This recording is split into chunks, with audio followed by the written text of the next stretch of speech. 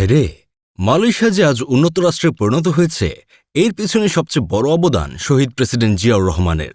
Malaysia একটা দুর্ভিক্ষের দেশ ছিল। জিয়াউর রহমানের পরিকল্পনা মোতাবেক কাজ করে আজ তারা এত উন্নত হয়েছে। এই কথাগুলো শুনে আমাকে আগেই গালি দিয়েন না। আমি উড়ন্ত গাছের পাতা সেবন করি না যে তার ছেলে টাইপের কথা বলবো। এই কথাগুলো বলেছে এই হোম মন্দির ভাইপো। কথাটা শোনার পর আমার নিজেরই কদমজোড়া কান্দে উঠে গিয়েছিল। জীবনে অনেক তেলবাজ দেখেছি, মাগার এমন তেলবাজ দেখা ইতিহাসে বিরল। বাঙালি জীবনে কিছু পারুক আর না পারুক, আগাগোড়া চাটতে পারে খুব। দুষ্ট ছবির নায়িকারাও এত পরিমাণ চাটতে পারে না যে পরিমাণ এরা চাটতে পারে। বলছিলাম কি দাদা, কোন বই পড়ে এত জ্ঞান অর্জন করেছেন? বইটির নাম জানালে আমিও কিনে পড়তাম। জানি না এত বড় ইতিহাস এতদিন কোন গর্তে লুকিয়েছিল। আমরা এতদিন জানতাম মালয়েশিয়ার উন্নয়নের পেছনে তাদের নিজস্ব পরিকল্পনা, নেতৃত্ব, শিল্পনীতি আর অর্থনৈতিক সংস্কারের ভূমিকা ছিল। এখন দেখি নতুন ইতিহাস আবিষ্কার হয়েছে। কয়েকদিন পরে হয়তো জানা যাবে পৃথিবীর সব উন্নত দেশের পেছনেও কোনো না কোনোভাবে জিয়াউর রহমানের গোপন অবদান ছিল। শুধু মালয়েশিয়া নয়, সিঙ্গাপুর, তাইওয়ান, দক্ষিণ কোরিয়া, এমনকি জাপানও জিয়াউর রহমানের উপদেশ ও পরামর্শ মোতাবেক তাদের দেশকে উন্নতির দিকে নিয়ে গেছেন। পুরো পৃথিবী মধ্যযুগ থেকে আধুনিক যুগে নিয়ে এসেছে জনাব শহীদ রাষ্ট্রপতি জিয়াউর রহমান, শুধু বাংলাদেশ বাদে আর কি। বাপকে নিয়ে অতিরিক্ত মাতামাতি করার কারণে শেখ হাসিনা খাড়ার উপরে টুট মারা খাইছিল। তারেক রহমানের কপালে এমন কিছু হয় কিনা এটা নিয়ে এখন চিন্তায় আছি। প্রিয় ছাত্রদল নেতা নয়নও একসময় উড়ন্ত গাছের পাতা সেবন করতে করতে বলেছিল আফ্রিকার একটা দেশ তারেক রহমানের নেতৃত্বে স্বাধীন হয়েছিল।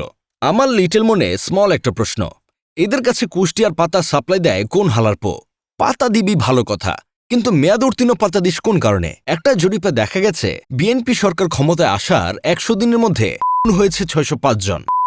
শিকার 3,500 নারী শিশু। বেড়েছে চুরি, ডাকাতি, ছিনতাই সহ নানা অপরাধ। জরিপে এই তথ্য জানিয়েছে ডিআইপি। এই নিউজগুলো বিএনপির কর্মীদের চোখে পড়ে না। ওরা শুধু নেতা আর নেতার বাপকে ননস্টপ চাটতে পারে। অ্যালেক্সটার, এঞ্জেল হোয়াইট, নাতাশা মালকোভা যে স্কুলের ছাত্রী ছিল, বিএনপির এই কর্মীগুলো সে স্কুলের হেডমাস্টার ছিল।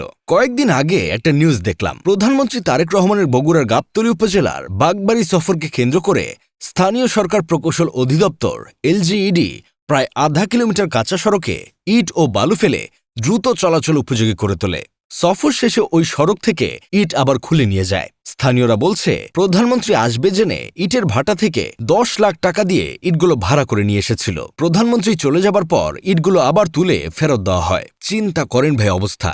এমন এক আজব দেশে বাস করি যে দেশে কিনা রাস্তার ইটও ভাড়া দেওয়া হয়। আগে গাড়ি ভাড়া, বাড়ি ভাড়া, চেয়ার টেবিল ভাড়ার কথা শুনেছি, কিন্তু রাস্তার ইট ভাড়া দেওয়ার কথা আজকেই প্রথম জানলাম। সিরাজগঞ্জের শাহজাদপুরে সরকারি অর্থায়নে নির্মিত রাস্তার ইট তুলে নেয় এক বিএনপি নেতা।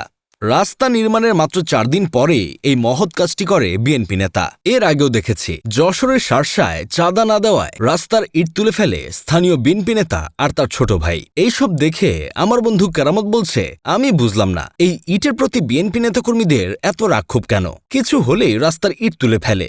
রাস্তার ইট দিয়ে ওরা নিজেদের ঘরবাড়ি বানায় কিনা আল্লাহ মাবুদ জানে। যাই হোক, শেষমেশ আমি গোলাম হোসেন একটা কাজের কথা কই। যতদিন এই দেশের মানুষ সরকারের ভুল ত্রুটি নিয়ে সমালোচনা না করে তেলবাজি করবে, ততদিন এই দেশের উন্নয়ন ইহকালে সম্ভব না।